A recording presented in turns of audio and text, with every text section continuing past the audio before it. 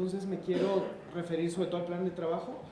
En los indicadores que les estamos acercando a las organizaciones para evaluar los planes de trabajo que les han puesto a su consideración las y los candidatos, les proponemos algunos ítems muy puntuales. Por ejemplo, los planes de trabajo definen claramente las prioridades que tendría el candidato de ser ombudsperson, hacen un diagnóstico de la institución que muestre conocimiento de la misma, qué propuestas plantea para transformar la institución, plantean, y eso para las organizaciones que brindamos servicios de representación legal es muy relevante, plantean propuestas en el cambio de paradigma de atención.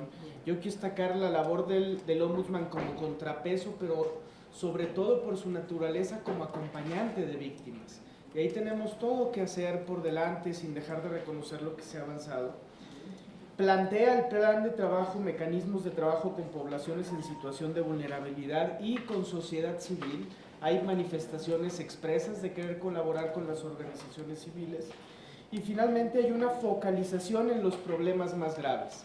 Desde esa perspectiva de focalización para el Centro PRO sería muy relevante evaluar si en los planes de trabajo hay menciones expresas sobre cómo se atenderán violaciones graves tales como la desaparición forzada, las ejecuciones extrajudiciales y la tortura, sobre todo la tortura sexual contra mujeres, que sigue reportándose con alta incidencia, y también desde luego si hay menciones claras de cómo se va a atender los temas de derechos colectivos indígenas y derechos de las mujeres. Si los planes de trabajo son sólidos y claros en eso, yo creo que reunirían estos indicadores que les estamos acercando. Quiero, por otro lado, referirme al papel que puede jugar el ombudsperson en fortalecer a los organismos públicos de derechos humanos en los estados. Creo que José tiene razón. También es cierto que el titular de la CNDH tiene mucho que hacer en fortalecer la Federación de Organismos Públicos de Derechos Humanos, y en ese contexto participan en la federación muchos ombudsperson que en sus estados no tienen condiciones de autonomía y que requieren del respaldo del organismo nacional. Es importante saber qué piensan los candidatos sobre eso, porque si su posición es que meramente se ceñirán al ejercicio de sus atribuciones en el ámbito federal, pues será una posición muy limitada frente al contexto en el que estamos. Y finalmente, sobre lo que decía el senador Navarro, nosotros consideramos que la crisis de derechos humanos en la que está México tiene muchas causas, sería difícil señalar una sola de ellas, pero sin duda que la impunidad ha sido una de las causas más relevantes. La CNDH nace en buena medida para hacerle frente a la impunidad que enfrentaban víctimas que no eran bien representadas por el Ministerio Público. Ese diagnóstico inicial subsiste hasta hoy, y sí los candidatos tienen que ser claros ante ustedes de cuáles son sus propuestas para atacar la impunidad.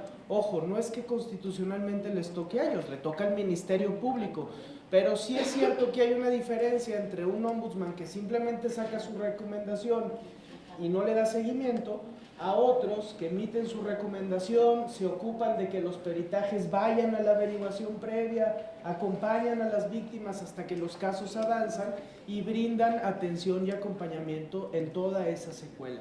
Ahí el sistema de comisiones públicas de derechos humanos todavía tiene mucho que hacer para contribuir más decididamente a revertir la impunidad. Y finalmente, solo para destacar, coincidimos, no hay personas absolutamente puras que puedan encabezar una institución como esta.